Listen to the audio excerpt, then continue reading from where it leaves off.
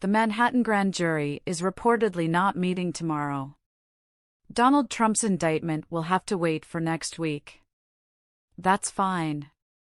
If this is showing us anything, it's that indictment is a process.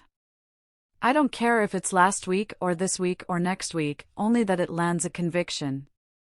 The most plausible explanation would be that the DA's office has been reviewing prior testimony to determine if it wants to bring anyone else back to further rebut Robert Costello's claims. That's what happened with David Pecker, so it's probably what's still happening. This grand jury only meets on Mondays and Wednesdays to hear the Trump case. It meets on Thursdays to hear other cases.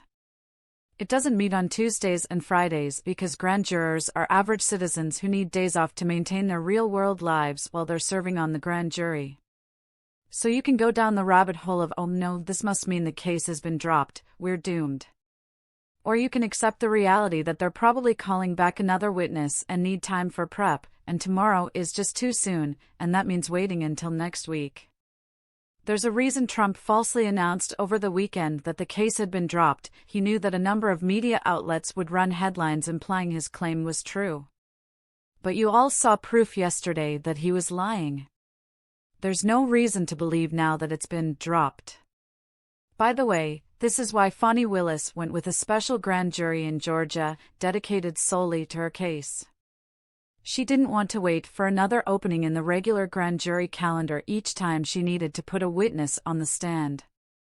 And even now, with that special grand jury having completed its probe, she's still having to wait for openings in the regular grand jury calendar just to complete the formality of having a regular grand jury look at the report and vote on indictment.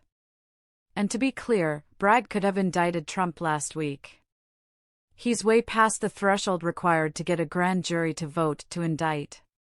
But this isn't about just indicting Trump, it's about getting a conviction.